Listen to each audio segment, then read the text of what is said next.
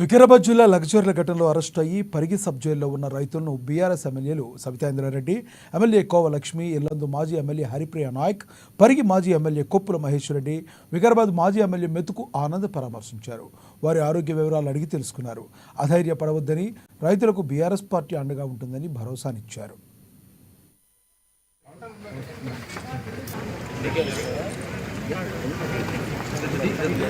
మూసి పక్కన ఉన్న ఇండ్లను కూల్చేస్తా ఉంటే వాళ్ళ పక్షాన ప్రశ్నించడమని చెప్పి బుల్డోజర్లు ఎక్కించి చంపేస్తాం మిమ్మల్ని కేటీఆర్ ని హరీష్ రావు అంటా ఉన్నారు.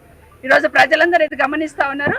ప్రజల కష్టాలలో ఉన్న వాళ్ళని ప్రశ్నిస్తే మీరు ఏ విధంగా మీరు మాట్లాడుతున్నది తెలంగాణ రాష్ట్ర ప్రజలు చూస్తా ఉన్నారు. ఈ రోజు తెలంగాణ ప్రజలు ఎక్కడ ఏ చిన్న కష్టం ఉన్నా ఖచ్చితంగా బీఆర్ఎస్ పార్టీ వాళ్ళ గొంతుకై ఇంటిస్తుంది.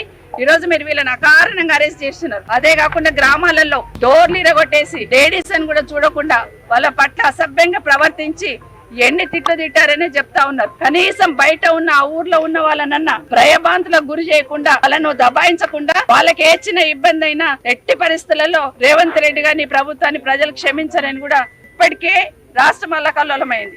దయచేసి ఇప్పటికైనా గౌరవ ముఖ్యమంత్రి రేవంత్ రెడ్డి గారు ఎక్కడైనా ఇట్లా భూమి తీసుకుంటున్నప్పుడు ముందు వాళ్ళకు భరోసా కల్పించండి. జబర్దస్తులా బెదిరించి అధికార అహంకారంతో తీసుకుంటే ఎవరు కూడా